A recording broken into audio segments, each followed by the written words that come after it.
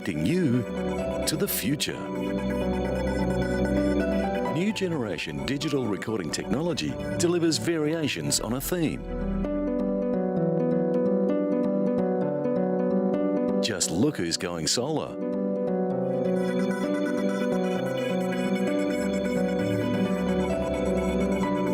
And developing hands-free control.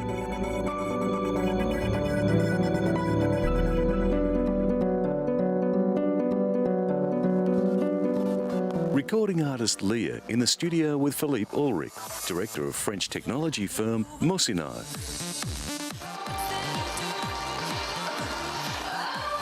The company has developed a new interactive music format, MXP4, a multi-layered system that allows the creator to embed extra content with their music. The artist can include multiple versions of the song, graphics, text, lyrics, upcoming tour dates, or insights into the writing of a song. The system comes in two parts: the creator for artists and musicians, and the MXP4 player for listeners.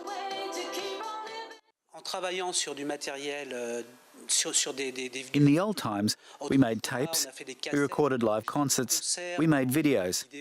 Actually, we all really like to watch those old videos of artists we love, but all this material gets lost and vanishes. The idea was to gather it all in one single format, to keep all this history of the music.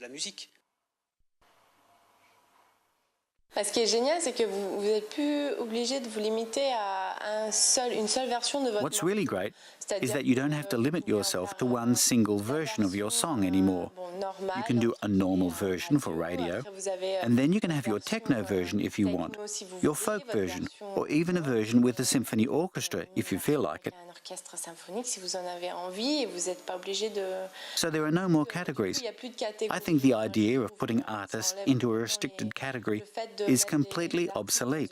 Une catégorie précise.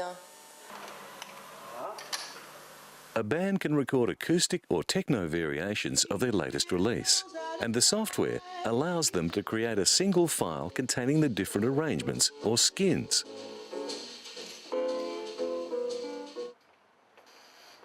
Eric Mallet is the MXP4 production and development manager. He says that variation is part of the creative process, but until now, all this variety has been discarded. The other information carried by the system is similar to items carried on the record sleeve. En fait, lorsqu'un musicien a fait un enregistrement en studio, il a à sa disposition plein d'arrangements, plein de variations de tous ses instruments. Mais pour faire son titre final, il en choisit qu'une, pour faire le titre que l'on va tous connaître. Là, il peut. When a musician records in the studio, he has plenty of arrangements, plenty of variations, and to make his final title, he chooses just one version. Now, he can use MXP4 Creator to make variations of the same title and integrate them. The listener can explore all the variations that he has recorded. An unplugged version, for example, a version with more rock instruments, or a version with ethnic instruments.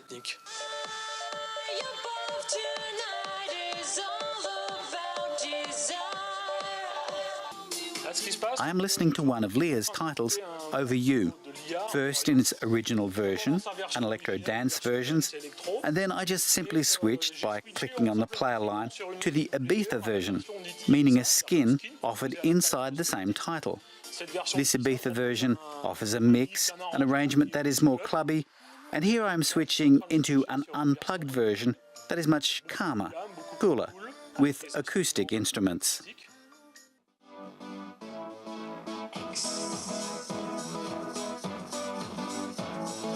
Music fans can listen to MXP4 files using the free-to-download player available via the MXP4 website. Whether consumers embrace this new technology remains to be seen, but with the move of music sales from recorded discs to files available over the web, such developments are in line with the new ways we are listening to and buying music. Another artist who has recorded with the new technology is Margot. The MXP4 format opened all the doors for my new project called Spooky Dubois. It's something I've had in mind for 10 years. I knew there would be music, but I wanted something more, and that something was interactivity. Listeners can pick and choose how they listen to the track, via a widget or using Musino's software player. It is hoped that tracks will reach a wider audience, as artists are able to deliver material with a broader scope.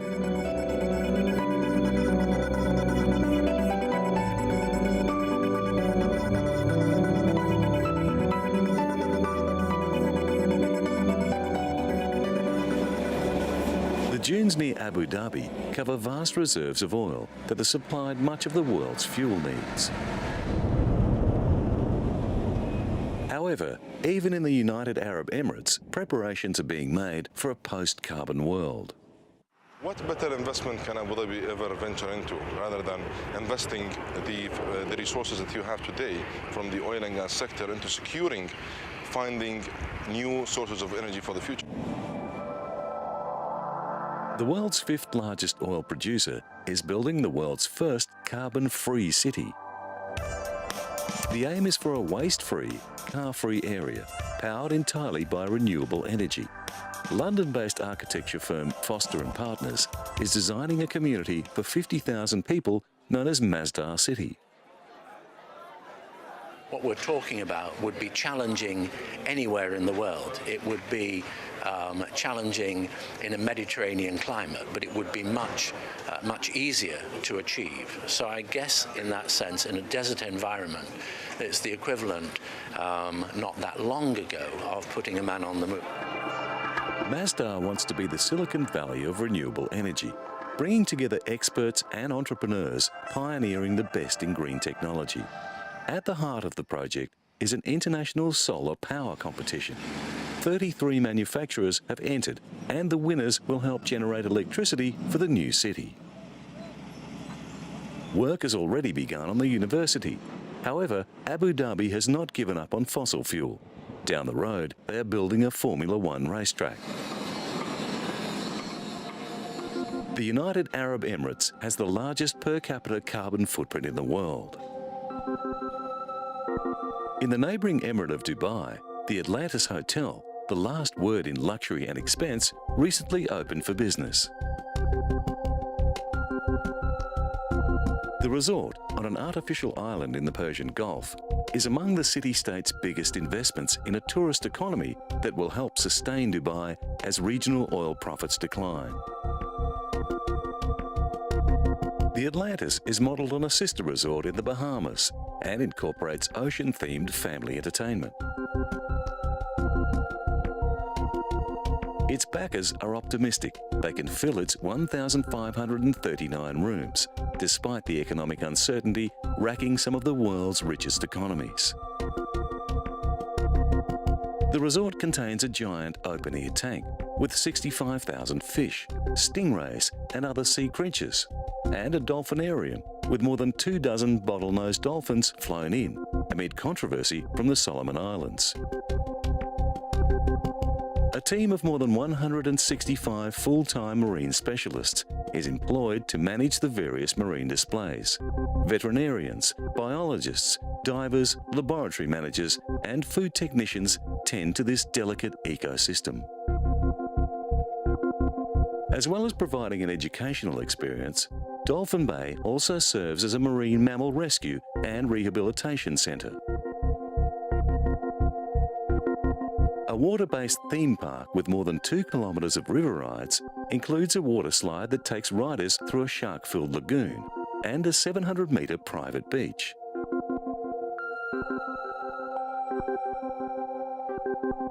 For years, Dubai, one of 7 semi-independent states that make up the United Arab Emirates, has been trying to build a more diversified economy, and the building of skyscrapers and luxury hotels is an important part of this strategy. By 2010, Dubai aims to attract a staggering 10 million hotel visitors annually, up from about 7 million in 2007. Atlantis alone will increase the city's hotel capacity by 3%. So far, demand appears strong. Recently, the Middle East had the highest hotel occupancy rates in the world, with Dubai leading the region at around 85%. It's too early to say how the international economic downturn will affect the high end of the market.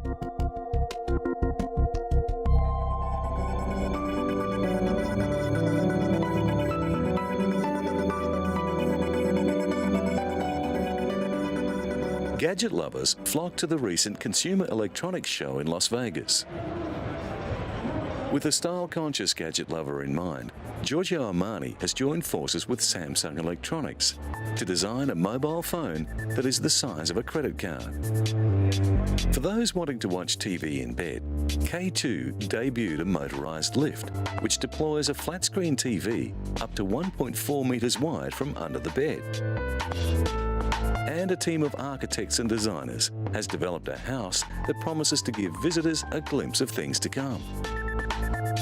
From smart mirrors to allergy-free bedrooms, they are all on show at the Living Tomorrow project outside Brussels.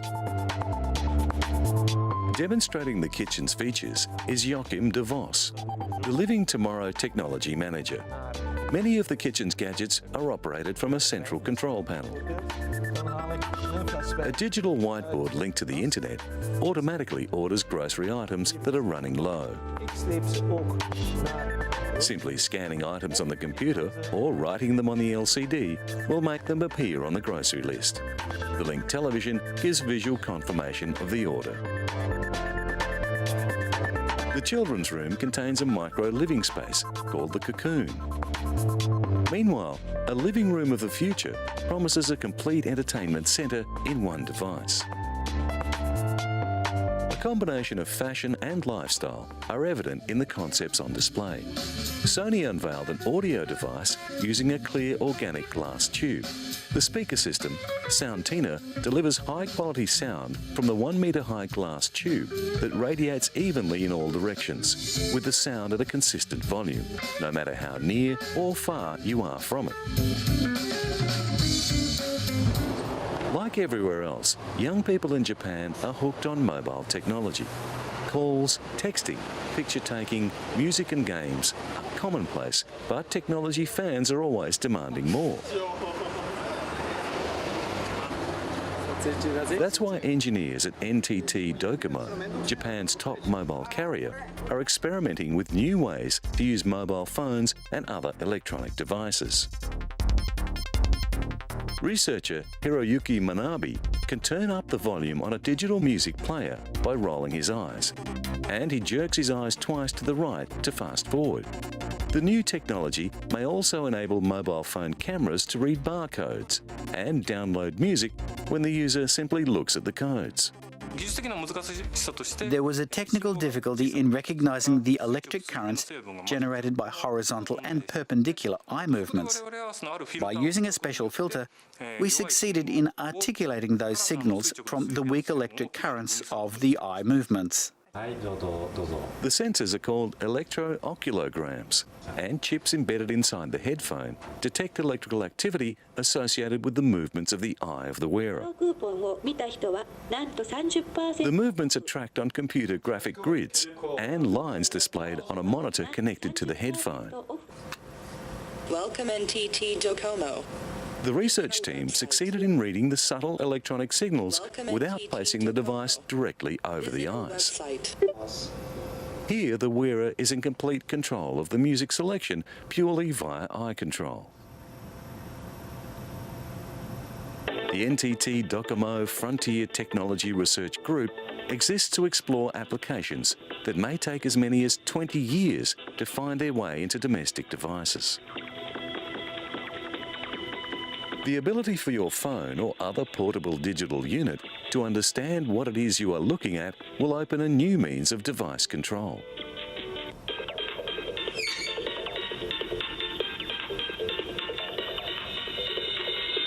Dr. Fukumoto says he is always thinking about the wearable devices for the future that will blend into our everyday life. Making a device wearable, rather than something that has to be carried, is one of the keys in making a new device acceptable. He invented Yubiwa, a wearable mobile phone shaped like a ring about the size of a ping pong ball. Another version of the technology appears in a wristwatch that can detect the wearer's thumb and forefinger tapping together to work as a remote controller, to turn on a light or control a DVD player. With the Yubiwa, any incoming calls are taken by placing your finger in your ear. Sound travels as vibrations through the bones and to the ears, where it is heard as a sound. All these interfaces remain in the developmental stage, and it is uncertain when or even if they will be incorporated into tomorrow's devices. But other developments are just starting to have an impact. Less and less music is being sold via recorded disc, and more is being bought online. It started with file swapping systems. Then iTunes grabbed the market, and now phone companies are scrambling for a piece of the action. Nokia is launching a new feature called Comes with Music, aimed at making downloading music much easier. And HMV, one of Britain's longest established music outlets, is transforming its stores to be more compatible with today's trend for music downloading. As well as being available through the website, an in-store download service is being introduced, so people can still browse in the old-fashioned way, yet take delivery electronically. If you buy one of the Comes with Music phones, you automatically get a subscription to millions of downloadable tracks with unlimited access. Compare this to the current way of surfing the iTunes Store, for example, then paying for and downloading tracks which you can't always keep forever. Nokia hopes to increase its share of the lucrative downloadable music market significantly. HMV's service is tailored for compatibility with the iPod that has around 85% of the market. In-store kiosks enable people to download any song they want. The Nokia 5800 Express Music phone combines music and video features with access to social networks available via a touch interface. When combined with the Nokia Music Store and the Comes with Music service, consumers get access to millions of tracks for free. Although labels, artists, and of course Nokia will get their return from the added charge in purchasing the phone.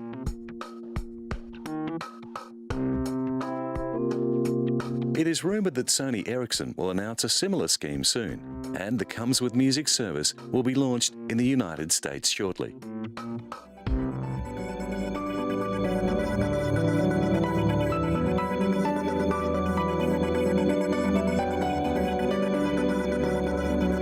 This electric car is powered not by batteries, but by a fuel cell that combines hydrogen fuel with oxygen from the atmosphere to make electricity, with the only emissions being water vapour. Nissan's made very good progress on the durability. However, when it comes to cost, we're still looking for a few more breakthroughs. The biggest challenges are the expense of the car, the limited life of the fuel cell, and the limited availability of hydrogen. The fuel cell stack generates 90 kilowatts of power and has a range of 500 kilometres, but hydrogen is expensive to manufacture and difficult to store. At Birmingham University, 5 hydrogen-powered vehicles are being used in a study by the School of Chemical Engineering to find out more about the viability of hydrogen in transport applications. The university has also built the first fuel cell-powered canal boat. Professor Rex Harris from the University of Birmingham has spent his career researching the virtues of hydrogen. The boat is designed to demonstrate how hydrogen could make a major impact on commercial shipping, one of the world's biggest polluters. I think it is scalable. We know of one example in Germany where they store a ton of hydrogen in a similar way to what we're doing. So it can be scaled up clearly, and I think it is a practical proposition.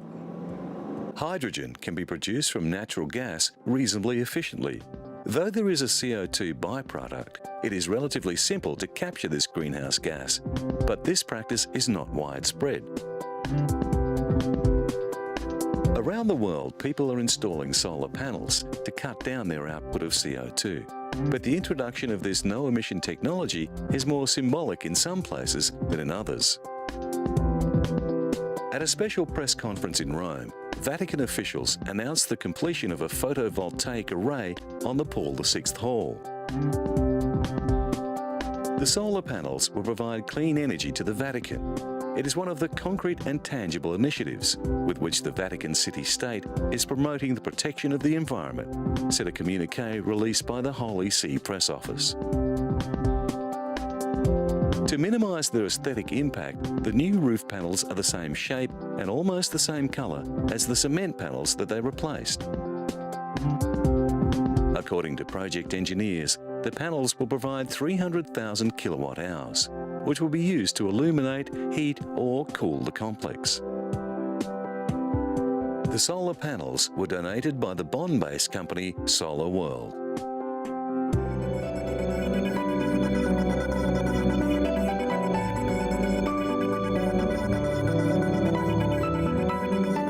The Colombian capital, Bogotá, struggles with air pollution.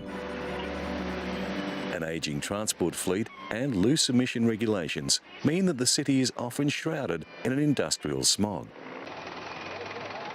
The pollution takes its toll on the city's residents, with respiratory complaints exacerbated by the poor quality air.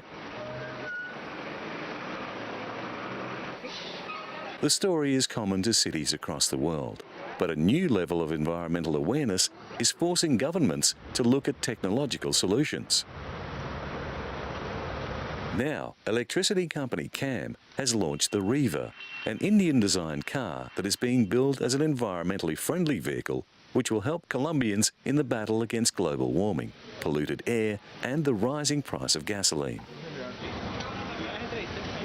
Colombia's environmental minister, Juan Lozano, helped launch the Riva in Bogotá and personally drove the car to promote its use. He says that Colombia is moving towards a more environmentally friendly era. The Riva can drive 80 kilometres on a single charge, reaches a maximum speed of 80 kilometres an hour, and can accommodate 2 adults and 2 minors, or up to 230 kilograms.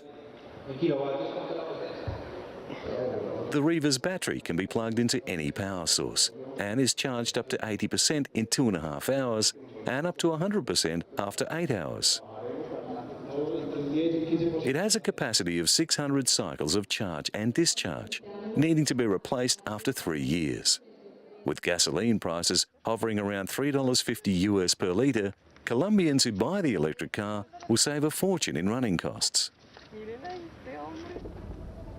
The Riva is currently in use in the United Kingdom, Italy, Japan, Spain, Ireland, Norway, Chile and now Colombia.